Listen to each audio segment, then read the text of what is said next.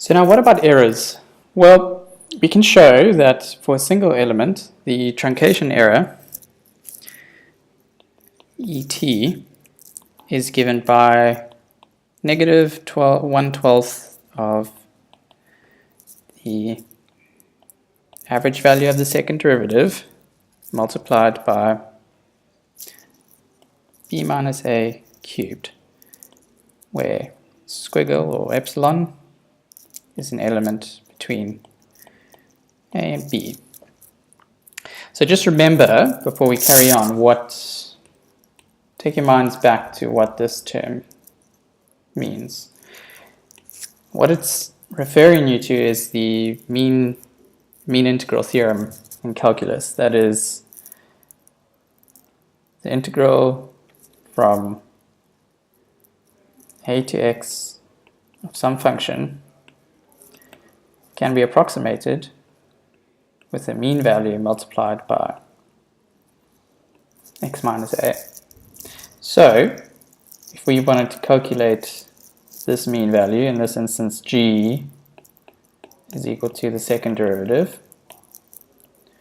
we just simply take x minus a across. In this instance, x is b, and we can calculate the mean value for the second derivative. Okay, so let's move on and look at how we get to this. Well, we can show with Taylor series that the integral is equal to integral from a to b f of a plus delta f of a multiplied by alpha plus the mean value of the second derivative multiplied by alpha minus 1 times h squared dx.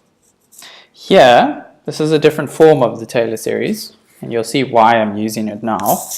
But all you need to realize is that alpha is just x minus a over h, and delta f is just f of b minus f of a. Okay.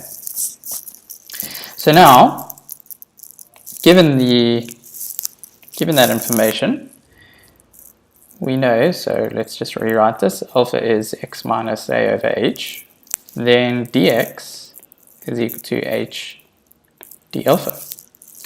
And in as much as h is equal to b minus a for one segment, our limits of our integral, ab, we can convert that to 0 and 1. So now we have the integral is equal to h multiplied by the integral operation of f of a plus delta f of a multiplied by alpha plus f second derivative epsilon over 2 multiplied by alpha minus 1 h squared, all multiplied by d alpha. So in this instance I've replaced dx with h d alpha.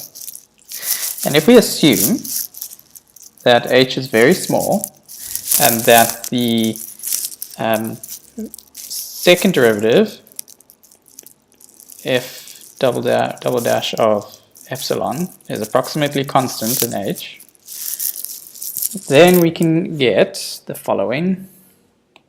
That is, the value of the integral is h alpha f of a plus delta f of a alpha squared over 2 plus alpha cubed minus alpha squared over 6 and over 4 multiplied by the second derivative h squared from 0 to 1. This then reduces to h multiplied by f of a plus delta f of a over 2 minus 1/12 multiplied by the mean value of the second derivative, that's important, of h cubed. So this, if you rewrite delta f in terms of fb minus fa, is simply the trapezoidal rule, and the second part of our equation, minus 1/12 mean value of the second derivative multiplied by h cubed, is the error. Okay. So, what about if we have intervals? Well, the errors are just additive. So if we have a truncation error is equal to negative b minus a cubed over 12m cubed, multiplied by k equals, the sum of k equals 1 to m of f epsilon k. And we can rewrite this as negative b minus a cubed over 12m squared multiplied by the mean value of the second derivative for each interval. So this term is equal to the sum from k equals 1 to m f epsilon k over m.